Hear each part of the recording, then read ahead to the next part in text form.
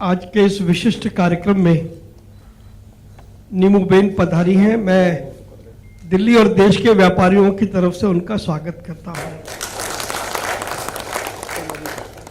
मेरे मित्र एपी रेड्डी जी यहाँ पर बैठे हैं। किशोर जी कहाँ बैठे हैं? किशोर जी वो किशोर जी पीछे खड़े हुए हैं। किशोर जी हैं, सुरेंद्र वत्स जी हैं और मेरे बहुत ही परम मित्र राजीव गुप्ता जी यहाँ पर बैठे हैं। सबसे पहले तो मैं नीमूबेन से और बाकी आप सब लोगों से माफ़ी मांगता हूँ कि मैं प्रोटोकॉल तो ये कहता है कि मेंबर ऑफ पार्लियामेंट को मंत्री को रिसीव करना चाहिए, तो प्रोटोकॉल मैं निभा नहीं पाया। बहुत सारी मीटिंग्स थी और मैं चला तो सही समय पर था और गुड़गांव से यहाँ आने में 1.25 घंटा लग गया, तो मैं लेट हुआ, उसके लिए मैं माफ़ी मांगता हूँ। हेम पांडे जी के साथ मुझे एक लंबे अरसे तक काम करने का मौका मिला है। डायरेक्ट सेलिंग में हमने कई विदेश यात्राएं भी साथ में की हैं और हेम पांडे जी का जो सेंस ऑफ ह्यूमर है वो जब वो सेक्रेटरी थे मिनिस्ट्री में तब भी ऐसा ही था, उससे पहले भी ऐसा ही था और उसके बाद भी ऐसा ही है। और हेम पांडे जी निश्चित रूप से मैं कह सकता हूँ कि वो इंडस्ट्री के मेंटोर हैं और हेम पांडे जी ने बहुत मेंटोर किया है इंडस्ट्री को। इससे पहले कि मैं अपनी बात कहूँ, मैं 2-3 छोटे-छोटे परिचय आपको कराना चाहता हूँ। मेरे साथ हमारी confederation of all India traders के, जो कि देश में 9 करोड़ व्यापारियों को रिप्रेजेंट करती है और 48,000 से ज़्यादा ट्रेड फेडरेशंस हमारे मेंबर एसोसिएशन से अक्रॉस कंट्री। तो हमारी फेडरेशन के, हमारी कन्फेडरेशन के वाइस चेयरमैन श्री सत्यभूषण जैन जी मेरे साथ यहाँ पर मौजूद है, मैं उनका स्वागत करता हूँ। All India mobile retailers association के प्रेसिडेंट कैलाश लखियानी जी हैं। देश में 8 लाख रिटेलर्स जो मोबाइल के हैं वो उनका प्रतिनिधित्व करते हैं। कैट की हमारी नेशनल वाइस प्रेसिडेंट जो मुंबई से आई हैं अनुजा गुप्ता, जो एक लाइफ कोच भी है, वो यहाँ पर मौजूद है। मेरे दिल्ली के 2 साथी राजीव बत्रा जी जो टॉयज एसोसिएशन ऑफ इंडिया के चेयरमैन हैं, वो यहाँ बैठे हैं। मेरे मित्र मुकेश तुली जी जो रियल एस्टेट डेवलपर एसोसिएशन के चेयरमैन हैं, वो यहाँ पर बैठे हैं। तो ये सब हम कैट के लोग हैं और डायरेक्ट सेलिंग को हम अपना पार्ट मानते हैं। और मैंने तो बार बार मंत्रालय की मीटिंगों में भी पिछले 4-5 साल से मैं लगातार कह रहा हूं कि रिटेल ट्रेड के 4 वर्टिकल हैं। एक वर्टिकल कॉर्पोरेट रिटेल है, एक वर्टिकल हम है जो मेन लाइन है, एक वर्टिकल ई कॉमर्स है और एक वर्टिकल उसका डायरेक्ट सेलिंग है। तो इसी नाते से हम सब लोगों ने मिलकर के काम किया है और आज मैं इस बात को कह सकता हूं कि डायरेक्ट सेलिंग को जो रिकॉग्निशन मिलनी चाहिए थी वो अब धीरे धीरे माननीय प्रधानमंत्री नरेंद्र मोदी जी के आग्रह के बाद अब वो मिलनी शुरू हो गई है। डायरेक्ट सेलिंग की पॉलिसी बन गई है, डायरेक्ट सेलिंग के रूल्स बन गए हैं और जो एक्ट पार्लियामेंट में आया था जिसमें डायरेक्ट सेलिंग को एमएलएम के साथ जो इनिशियल जो आया उसमें एमएलएम के साथ जोड़ा गया। लेकिन मैं धन्यवाद करता हूं माननीय गृह मंत्री श्री अमित शाह जी का कि पार्लियामेंट में बिल आने के बाद, अमित शाह जी के इंटरवेंशन के बाद वो डिस्टिंक्शन उन्होंने खत्म कर दी और अब डायरेक्ट सेलिंग को एमएलएम नहीं माना जाता है। तो ये, लेकिन इसका प्रयास खाली कोई हम अपने नेताओं को तो ऐसा नहीं है, आपकी इंडस्ट्री में सभी लोगों ने बहुत काम किया है। मैं तो पिछले 15 सालों से इस इंडस्ट्री के साथ काम कर रहा हूं, तो मैंने देखा है कि आप सबने बहुत मेहनत से काम किया है। एक बात जरूर थी जो मैंने आज से 1.5-2 साल पहले कहा था, जब रोहित सिंह जी जो अब उस वक्त हमारे कंज्यूमर अफेयर्स मिनिस्ट्री के सेक्रेटरी थे, मैंने कहा था कि सरकार की मदद चाहिए तो आपको पहले परसेप्शन बदलना पड़ेगा। डायरेक्ट सेलिंग के बारे में जो परसेप्शन था वो ये था कि ये पोंजी स्कीम का काम करते हैं, ये एमएलएम का काम करते हैं, जबकि आप सब लोगों का फॉर्मेट उससे बिल्कुल हट करके है। और मैं इस बात के लिए बधाई दूंगा कि जिस दिन ये चर्चा हुई उस दिन के बाद से आप सब लोगों ने मेहनत की है और मैं ये निश्चित रूप से कह सकता हूँ, वैसे तो आदरणीय नीमूबेन यहाँ पर बैठी हैं, सरकार में ये परसेप्शन चेंज हुआ। अगर ये परसेप्शन चेंज ना होता तो पार्लियामेंट में प्रस्तावित किए हुए बिल के अंदर फिर परिवर्तन अक्सर ऐसा होता नहीं है कि जो बिल पार्लियामेंट में आ जाए तो फिर उसमें चेंज नहीं होता, उसमें अमेंडमेंट नहीं होता। तो परसेप्शन सरकार का बिल्कुल चेंज हुआ।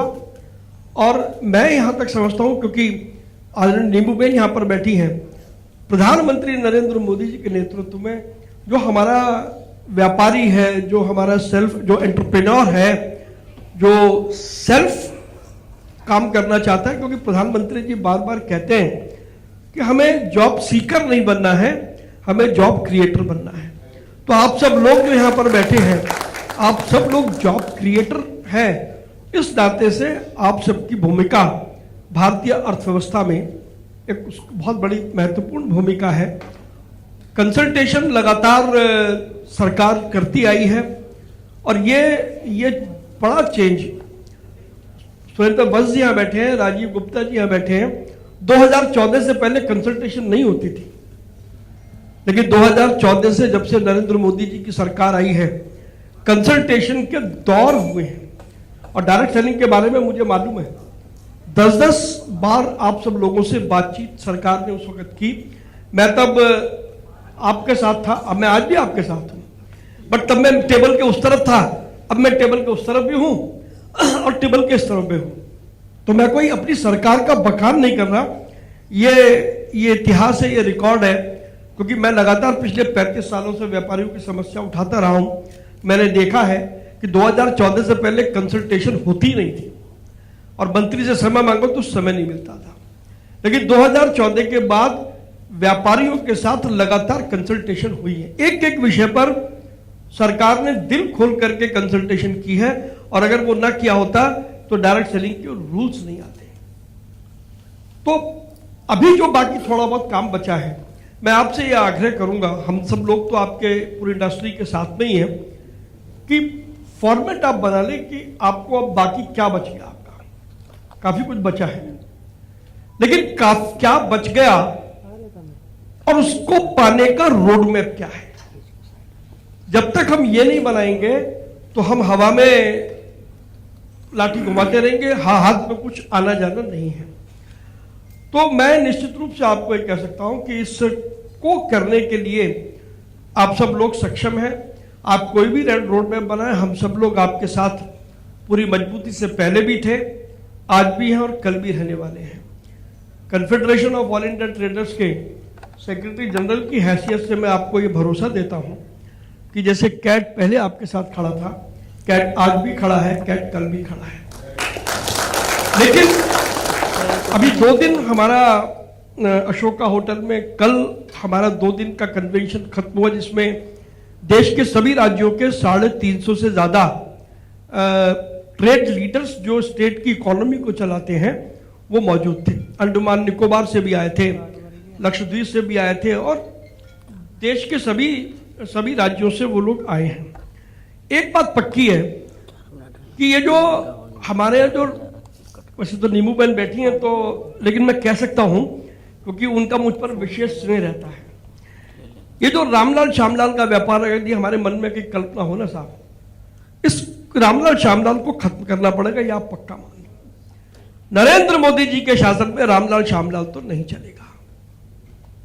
दूसरा, अगर आप अपने को अपग्रेड नहीं करेंगे, मॉडर्नाइज नहीं करेंगे, डिजिटलाइज नहीं करेंगे, आप टेक्नोलॉजी के साथ नहीं चलेंगे, तो दौड़ में आप पीछे रह जाएंगे।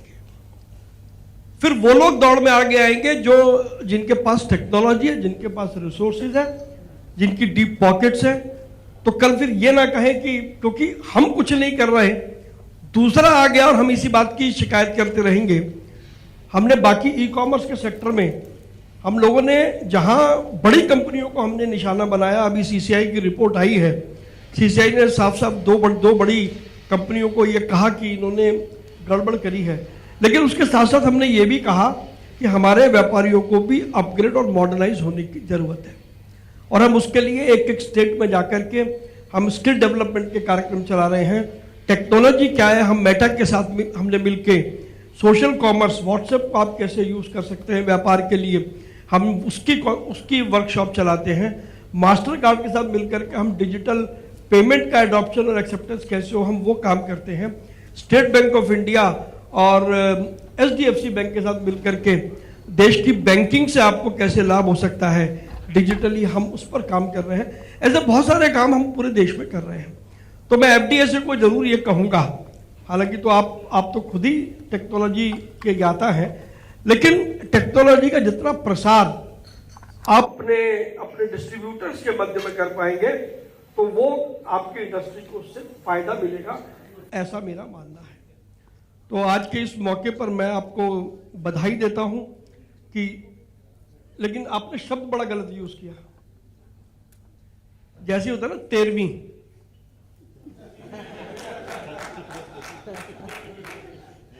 तो वो 13वीं सुन करके जरा मन को कष्ट होता है सुरेंद्र जी।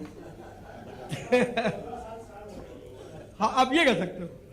मतलब क्या है ना, वो जहां सुनते हैं 13वीं तो फिर वो थोड़ा सा तो दिमाग में जाता है। तो आपने 13 साल सफलता के पूरे किए। मैं रेड्डी साहब को बधाई देना चाहता हूँ। रेड्डी साहब हैदराबाद में रह करके और सब चीज़ों को कंट्रोल करते हैं, और सबसे अच्छी बात की ये हिंदी में बात कर सकते हैं। हमारी मुसीबत ये है कि हम अगर हैदराबाद की तो प्रॉब्लम नहीं है, लेकिन तमिलनाडु में जाए तो वहाँ तमिल हमको नहीं आती, अंग्रेजी उनको नहीं आती, तो हमें दुभाषी साथ रखना पड़ता है जब हम तमिलनाडु जाते हैं। लेकिन रेड्डी साहब का, किशोर जी का, वत्स जी का और राजीव जी का तो खैर सारा मामला है ही, और खासतौर पर जो हमारे एडवाइज़र हैं, विशेष तौर पर हेम पांडे जी का मैं आभार मानता हूं। आज यदि डायरेक्ट सेलिंग को जो दिशा मिली है, उसकी दशा सुधरी है, उसमें हेम पांडे जी का बहुत बड़ा योगदान है। जब हेम पांडे जी सेक्रेटरी थे, उस समय ये परिवर्तन का दौर शुरू हुआ था, मुझे अच्छी तरीके से याद है। हालांकि जब हम हेम पांडे जी को मिलने जाते तो ढंग से हमसे बात नहीं करते थे। ये वही सेक्रेटरी जो सरकार का होता है, लेकिन उसके बावजूद भी मित्रता हमारी वैसी रही। तो हेम पांडे जी का मैं विशेष रूप से, क्योंकि यहाँ हेम पांडे जी मौजूद हैं, तो इसलिए मैं उनका जरूर आभार मानूंगा कि हेम पांडे जी ने वो पहला, जिसे कहते हैं ना, फंडामेंटल स्टोन किस लिए रखा, तो हेम पांडे जी का। मेरे मित्र रमेश कैलासम थे यहाँ पर। कहाँ पर रमेश जी हैं? रमेश जी सबसे पीछे बैठे हैं। इस पूरे इस परसेप्शन को चेंज करने में हमारे रमेश कैलासम जी की भी बहुत बड़ी भूमिका है। तो सब लोग जिन्होंने इसके लिए काम किया, मैं उन सबको बहुत बहुत धन्यवाद देता हूं, बधाई देता हूं, और मैं उम्मीद करता हूं कि जो आपके बाकी के 25 साल पूरे होने में जो 12 वर्ष हैं, वो काम आप 6 साल में कर लो, तो हम 6 साल बाद ही आपकी 25वीं मना दें। और आपने जो इतने, मुझे मालूम है बहुत तकलीफें झेलनी पड़ी हैं, तो मैं 4 पंक्तियां आपको, आपकी उस शिद्दत को मैं समर्पित करता हूं कि हमने डाले बीज प्यार के, हमने डाले बीज प्यार के, उसने कांटे बोए, उन कांटों से लिपट लिपट हम रात रात भर रोए, जीवन भर के दर्दों का जवाब हो गए। यानी कि जो आपने पूरे 13 साल में जो यात्राएं सही हैं, मुझे उसका अनुभव है कि जीवन भर के दर्दों का जवाब हो गए, और कांटे सहते सहते हम गुलाब हो गए, कांटे सहते सहते हम गुलाब हो गए। मैं एक बार फिर आप सभी को बधाई देता हूं, और बहुत विनम्रता से एक बार मैं फिर हमारी नेता, हमारी आदरणीय भारत सरकार में मंत्री नीमू बेन से क्षमा मांगता हूं कि मेरे को बहुत बुरा लग रहा है कि आप उससे पहले गए और आप मेरी वेट कर रही हैं, लेकिन आपकी इस उदारता है, उससे पता लगता है कि मोदी जी के मंत्रिमंडल में अगर मंत्री भी बन जाओ तो आदमी जमीन नहीं छोड़ता है। ये बात नीमू बेन ने उसको साबित किया है। तो मैं आपको बहुत प्रणाम करता हूं और आप सभी का बहुत बहुत धन्यवाद करता हूं। जय हिंद।